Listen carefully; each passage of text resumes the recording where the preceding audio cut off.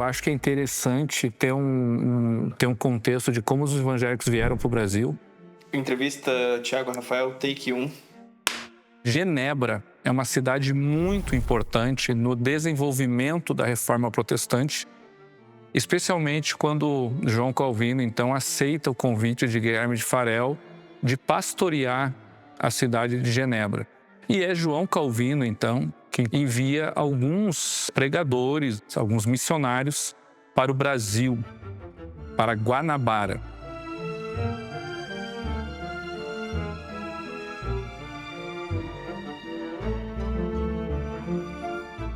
Os evangélicos realmente chegam para ficar no século XIX, especialmente a partir do Tratado da Amizade de 1810, quando então Dom João VI ele formula estabelece um acordo comercial com a Inglaterra, e neste acordo, um acordo de comércio e de navegação, então esses ingleses vindo para cá precisavam ter liberdade para professar a sua fé num país totalmente católico.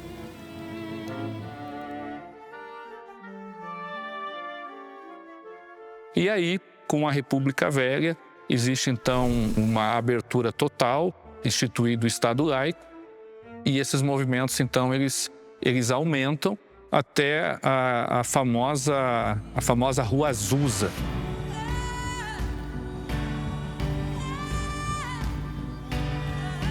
A Rua Azusa é um fenômeno pentecostal que ganha muito volume nos Estados Unidos, em Los Angeles. Um conhecido pastor negro chamado William J. Seymour, ele começa um culto, uma reunião religiosa, uma reunião evangélica, e ali existe uma ênfase muito grande no batismo com o Espírito Santo, no falar línguas estranhas e também na cura divina. Esse movimento cresce e nasce então o pentecostalismo moderno.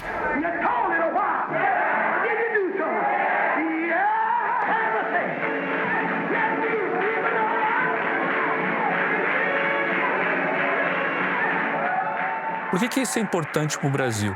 Porque dois suecos que estavam nos Estados Unidos, eles, de primeira mão, eles têm um encontro com esse pentecostalismo moderno da Rua Azusa, Daniel Berg e Gunnar Wingren. Eles vão para Chicago, depois vão para Nova York, se eu não me engano, e acabam entrando num navio e vindo para o Pará. Pastor José Wellington, take 1. Eles não sabiam o que era Pará, não sabiam onde ficava Pará. E foram procurar no mapa, e então descobriram que o Pará ficava no Brasil. Chegaram num dos momentos mais críticos que estavam vivendo a sociedade lá em Belém do Pará, numa epidemia de febre amarela, varíola e tantas situações difíceis. Esses homens chegaram sem falar o português, com $90 no bolso, e então eles se agregaram à Igreja Batista da época, e por pregarem a doutrina pentecostal, por pregar que Jesus batiza com o Espírito Santo, eles tiveram que sair desta igreja e então fundaram a Igreja Missão da Fé Apostólica, por 20 irmãos apenas participando daquele culto. E eles iniciaram a Assembleia de Deus no Brasil. O movimento pentecostal no Brasil, ele é costumeiramente dividido em 3 ondas pela sociologia da religião, por Paul Preston, principalmente. A Assembleia de Deus faz parte da primeira onda, 1910 a 1950.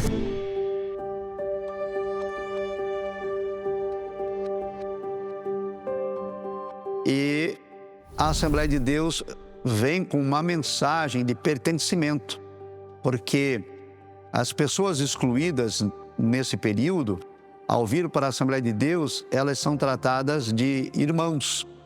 E, de repente, a pessoa simples começa a usar um terno, uma gravata, e ele tem oportunidade, dentro desse contexto, mesmo sem grau de instrução elevado, de dar uma palavra no culto, de dar um testemunho, de apresentar um louvor, e isso muda, e muito, o pensamento e o modo de viver.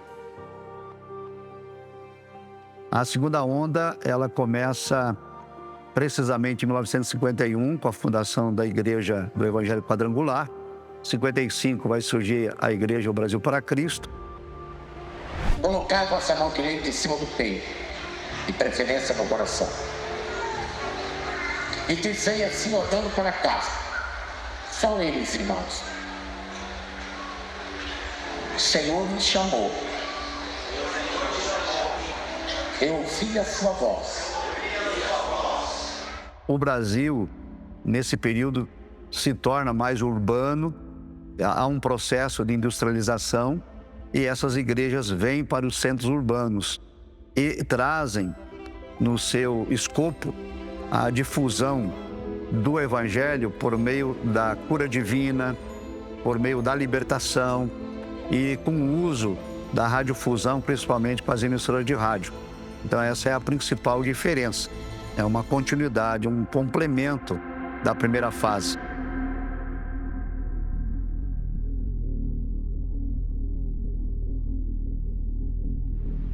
Paulo Lutero, take 1. O grande início, o grande começo da Igreja Brasil para Cristo na vida de seu fundador, meu pai, missionário Manuel de Mello, ele transcendia paredes de igreja.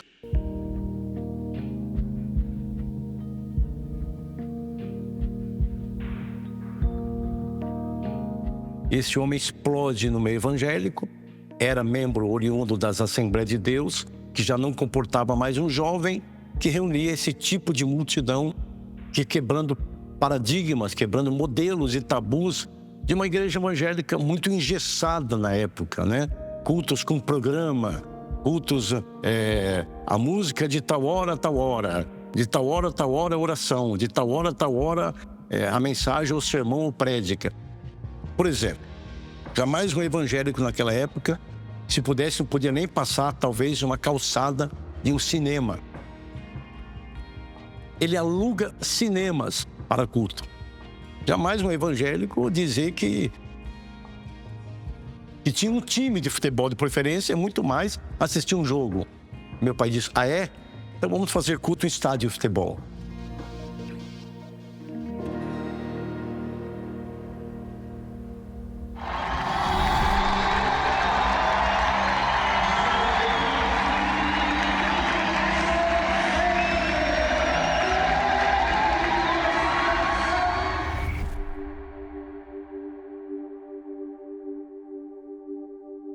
A partir desse segundo grande movimento, nós vamos ter um terceiro desdobramento, e aqui as definições são várias. Se a gente falar nos Estados Unidos, né, eles têm uma linguagem, são os carismáticos, que é diferente da nossa, dos neopentecostais.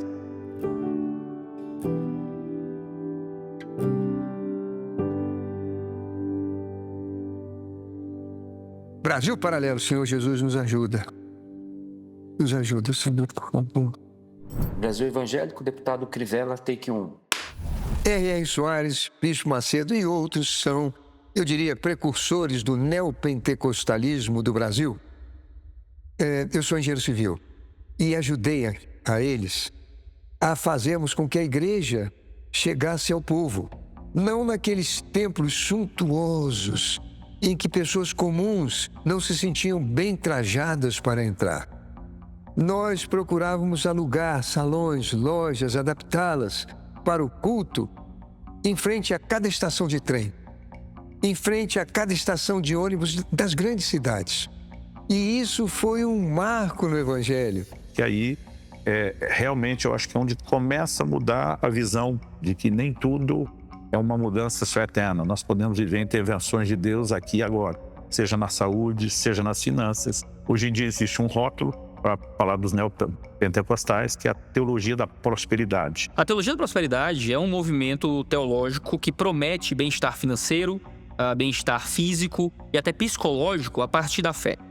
Então, se você é uma pessoa que tem fé o bastante, Deus vai te fazer rico, Deus vai te fazer saudável, porque a doença viria da falta de fé. Quando as pessoas que usam o rótulo, que eu não gosto tanto, de teologia da prosperidade, estão falando de uma ênfase demasiada em se você entregar sua vida a Jesus, ele vai resolver todos os seus problemas, começando pelos problemas financeiros. Todas as pessoas que verdadeiramente se converteram devem esperar prosperar, porque lá no livro de Provérbios diz que a bênção do Senhor enriquece.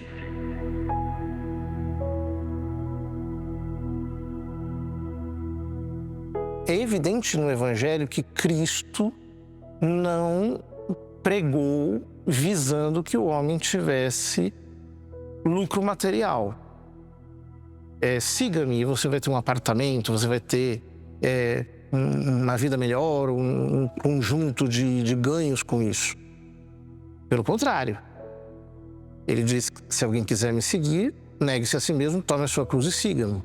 Há uma diferença entre o evangelho da prosperidade e a prosperidade do evangelho. Quando nós pensamos no evangelho da prosperidade, é pregar uma parte da mensagem e não a mensagem integral. A Bíblia é um livro que fala sobre obediência que traz resultados. A vida é assim, você recebe o que você investe nela. E normalmente você colhe o que planta. A obediência aos princípios faz com que, inevitavelmente, coisas boas aconteçam. A Bíblia diz, amado, terceira epístola de João, capítulo único, verso 2. Desejo que você seja próspero e tenha saúde, como é próspera a sua alma. A Bíblia não é contra a prosperidade material e financeira. Ela só estabelece uma base, tanto quanto a sua alma é próspera. O cristianismo, que nós poderíamos dizer normal, não enxerga o lucro ou o crescimento econômico como suspeito em si mesmo. Porém, ele não sacraliza o lucro e o crescimento econômico como se fosse a finalidade do evangelho, a finalidade da vida cristã, e isso o faz a teologia da prosperidade, e assim desvia o homem da verdadeira prosperidade, que não consiste em ter muito, mas em viver bem com aquilo que tem, como diz São Paulo, sei viver na escassez, sei viver na abundância, tudo posso naquele que me fortalece. A Igreja Católica não tem nada para aprender dos protestantes em termos doutrinais. Mas, desde a perspectiva prática, acolhimento de pessoas, propriamente de vínculos e de possibilidades, isso nós temos muito que aprender com os evangélicos, sem dúvida. Aleluia, nós temos que ir aonde muitas pessoas não querem ir. Aqui, ó, trouxe Bíblia também, ó. A Bíblia é sagrada. Quem vai querer uma Bíblia, vem aqui rápido. Projeto Missões, essa aqui tá ruim. Brasil Evangélico, DJ PV, take 1. O trabalho social da igreja evangélica na periferia, ele é muito mais eficiente e mais adaptável do que o Estado. Porque dificilmente alguém que está frequentando uma igreja evangélica na periferia, dificilmente essa pessoa fica sem emprego.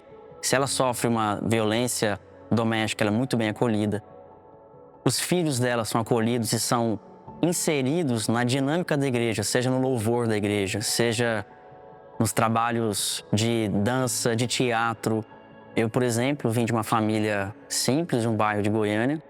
Comecei a me envolver com a igreja, fui acolhido, me desenvolvi, aprendi a me comunicar, aprendi a trabalhar com áudio, com vídeo e, naturalmente, desenvolvi as minhas habilidades, juntamente com a minha vocação, dentro desse circuito. Nós contamos com uma lista de entrevistados que inclui lideranças pentecostais, neopentecostais, reformadas, parlamentares, juristas e muito mais. E não se engane, não é uma produção evangélica para evangélicos, é uma produção para todos, sobre um fenômeno religioso, social e cultural, tudo isso sem caricaturas. E se você está chegando agora, nós somos a Brasil Paralelo, uma mídia independente com uma missão: resgatar os bons valores, ideias e sentimentos no coração de todos os brasileiros, sem relativismos, sem colocar a realidade em segundo plano. Nosso compromisso é buscar a verdade em primeiro lugar. Nesse momento em que falo, estamos prestes a completar 10 anos de história. São centenas de documentários que vão desde o resgate da história não contada do nosso país até problemas na educação, segurança pública e tudo que é caro para qualquer brasileiro, para as famílias. Não podemos ter medo de ouvir qualquer lado que seja. Isso seria uma inimizade com o dever de buscar a verdade. Queremos te propor um conteúdo que sirva para sua reflexão, conteúdo que desafie, que provoque, conteúdo que te faça aprender com profundidade. Porque no final, os fatos não aceitam espantalhos. Você está prestes a assistir a um documentário sobre um fenômeno que se verifica nas grandes cidades e nos interiores, nas periferias, nas universidades, presídios, hospitais, nos meios políticos, nas famílias e em tantas igrejas locais. Você vai ver de onde veio esse crescimento, vai entender como uma fé que começou ridicularizada e distante do poder se espalhou por cada canto, ocupou o rádio, a televisão, a internet e chegou ao centro da vida pública. Se você se preocupa com o tema da liberdade religiosa, com a vida dos cristãos na democracia brasileira, com certeza este documentário é para você. E antes de começar, saiba que tudo isso só foi possível porque milhares de brasileiros decidiram se tornar membros da Brasil Paralelo. São pessoas comuns que financiam diretamente o nosso trabalho e permitem que estudos e investigações independentes, como este do Brasil Evangélico, continuem existindo. Esta produção foi realizada sem nenhum centavo de dinheiro público. Ela só saiu do papel porque nossos membros assinantes tornaram isso possível. Por isso, desde já, eu quero fazer um convite para você que entende a importância desta produção. Torne-se também um membro da Brasil Paralelo.